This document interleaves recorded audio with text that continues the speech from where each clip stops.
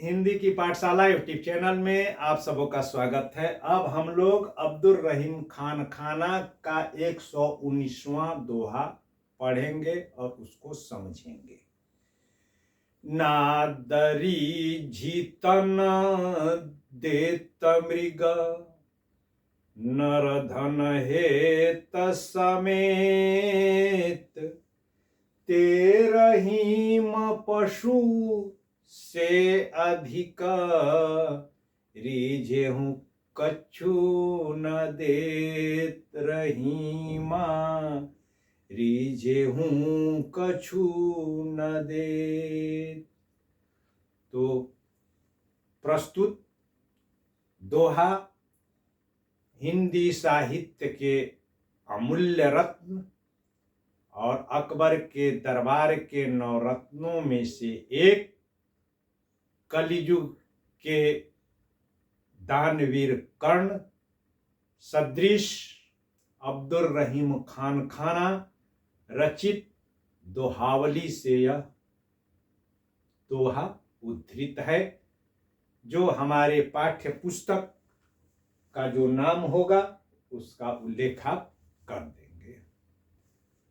और प्रसंग तो इस दोहे में अब्दुल रहीम खान खाना धन दौलत की सार्थकता और निरर्थकता पर विचार करने के साथ ही उदार व्यक्ति अगर कोई है तो वह किसी के ऊपर रीझ करके वैसे ही अपना धन न्योछावर कर देता है, जैसे कि संगीत के मोह में फंस करके एक हिरण अपनी जान दे देता है।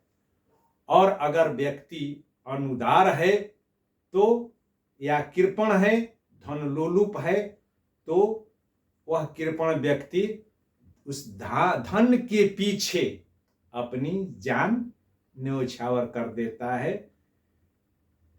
यही इसका जो है प्रसंग है। अब इसके कठिन शब्दों का अर्थ तो नाद का मतलब होता है गीत संगीत मधुर ध्वनि, और रीझ का मतलब जो है रीझना, रीझ उस पर आकर्षित होना, और तन का मतलब शरीर, देत का मतलब जो है दे देता है, और नर माने आदमी, और धन का मतलब जो है दौलत संपत्ति, और हेत का मतलब जो है हेतु यानी कि के लिए या हित के लिए, सहयोग और समर्थन के लिए और भलाई के लिए, समेत का मतलब सहित। ते रहीम, ते का मतलब यहां पर वे हो जाएगा, रहीम वे, रहीम पशुते यानी कि पशु से अधिक, पशु से भी जो है गए गुजरे अधिक हैं यानी कि गए गुजरे हैं। रीझे हूं कछु न दे, रिश्ता तो है मगर कुछ देता नहीं है। तो अब इसका जो है सरल अर्थ तो रहीम कवि कहते हैं कि जिस प्रकार एक मृग शिकारी के द्वारा फैलाए गए जाल में शिकारी के द्वारा किए जा रहे संगीत, क्योंकि शिकारी जब जाल बिछाता है तो वह हिरण की आवाज या हिरनी की आवाज निकालता है, तो हिरण उस आवाज को, चूंकि नर और मादा के बीच जो स्वाभाविक आकर्षण होता है, तो उस संगीत के आकर्षण में वह अपनी जान दे देता है। वैसे ही नर धन हित समेत, वैसे ही नर जो होता है यानी कि एक मनुष्य, वह जो है धन के लिए या धन के को न्योछावर कर देता है। धन के लिए, इसमें श्लेष अलंकार है, आगे हम लोग देखेंगे। धन के लिए जैसे मृग संगीत के लिए अपनी जान दे देता है, वैसे ही लोलुप व्यक्ति धन के लिए अपनी जान दे देता है। या वहीं अगर उदार व्यक्ति है तो अपना धन दूसरों के हित के लिए, भलाई के लिए न्योछावर कर देता है।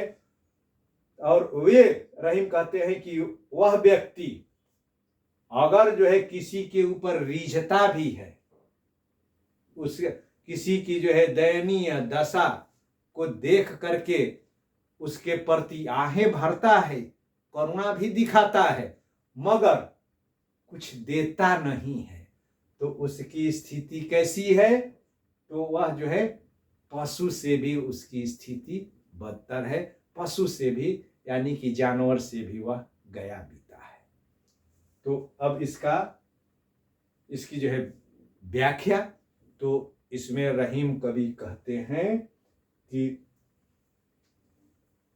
जिस प्रकार एक हिरण शिकारी के द्वारा फैलाए गए जाल में मधुर, उसके द्वारा उत्पन्न किए गए मधुर संगीत को सुन करके अपने आप को उस शिकारी के जाल के हवाले कर देता है, अपना जान न्योछावर कर देता है, वैसे ही जो उदार व्यक्ति हैं, जिनमें मानवीयता है, वे क्या करते हैं कि किसी जरूरतमंद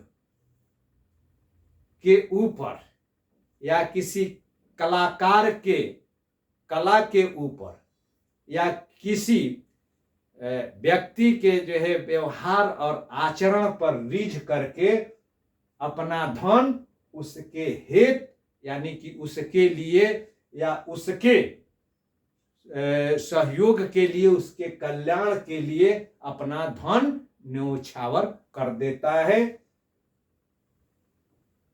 या श्लेष के कारण इसमें हो जाएगा कि हिरण जिस प्रकार संगीत के मुंह में फंस करके अपनी जान दे देता है, वैसे ही जो लोलुप व्यक्ति है वह धन के लिए या धन के लोभ में पड़ करके अपनी जान दे देता है। और वैसा व्यक्ति जो धन के लिए अपने जान को न्योछावर कर देता है, उसकी स्थिति पशु से भी कहीं बढ़ करके बदतर है, क्योंकि वह किसी जरूरतमंद की जरूरत को महसूस तो करता है, उसके ऊपर रिझता भी है, किसी कलाकार की कला पर वह फिदा भी होता है, रिझता भी है, मगर कुछ देता नहीं है, वाह वाह या आह भर करके आह मात्र भर करके ही रह जाता है, माफी मांग लेता है। तो ये हो गई उसकी व्याख्या। अब इसमें विशेष क्या है? तो विशेष के अंतर्गत हम लोग जो है भाषा पर विचार करते हैं। तो भाषा सरल है, स्वाभाविक है, और भाषा सांकेतिक भी है और लाक्षणिक भी है और अलंकार युक्त है, और भाषा में प्रवाह है, संगीतात्मकता है। और इसका छंद क्या है? तो दोहा छंद है। और दोहा छंद के बारे में बताया हूं कि 24 मात्राएं होती है, 13 और 11 पर यति यानी कि ठहराव दे करके। तो इसको हम लोग गिनेंगे तो ना में 2 मात्रा हो जाएगी, द में 1 मात्रा, री में 2 मात्रा, री में 2 मात्रा, झी में 1 मात्रा, त में 1 मात्रा, न में 1 मात्रा, दे में 2 मात्रा, त में 1 मात्रा, मृ में 1 मात्रा, ग में 1 मात्रा, न में 1 मात्रा, र में 1 मात्रा, ध में 1 मात्रा, न में 1 मात्रा, हे में 2 मात्रा, त में 1 मात्रा, स में 1 मात्रा, मे में 2 मात्रा, त में 1 मात्रा।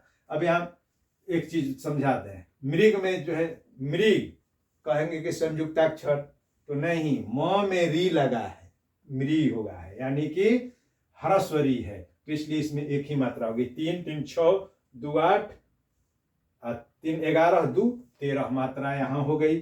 और वैसे ही 2 2 4 4 3 7 4 11 मात्रा। तो यह दोहा छंद है। और इसमें अलंकार तो बताया कि नर धन में, नर धन का जो है 2 अर्थ जो हो जाएगा सलेश के कारण। पहला अर्थ हो जाएगा नर धन के लिए, नर धन के लिए, धन के हेतु या के लिए अपनी जान दे देता है। और नर धन हेतु समेत, नर धन को किसी के हित के लिए, किसी के हित के लिए न्योछावर कर देता है, दे देता है। तो इसमें श्लेष अलंकार है और इस अनुप्रास अलंकार है। और चूंकि इसमें संगीतात्मकता है, अनुप्रास में कौन अलंकार, तो अंत्यानुप्रास है। चूंकि तुकांत है, अंत्यानुप्रास अलंकार है। और इसमें संगीतात्मकता है और संगीतात्मकता के कारण इसमें श्रुत्यानुप्रास अलंकार है।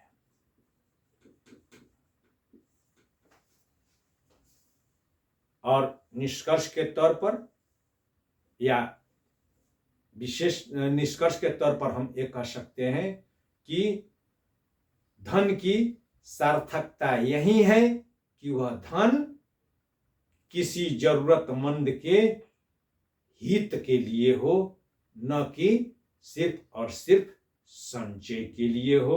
अन्यथा धन की जो है 3 गतियां होती है, भोग या दान या नाश।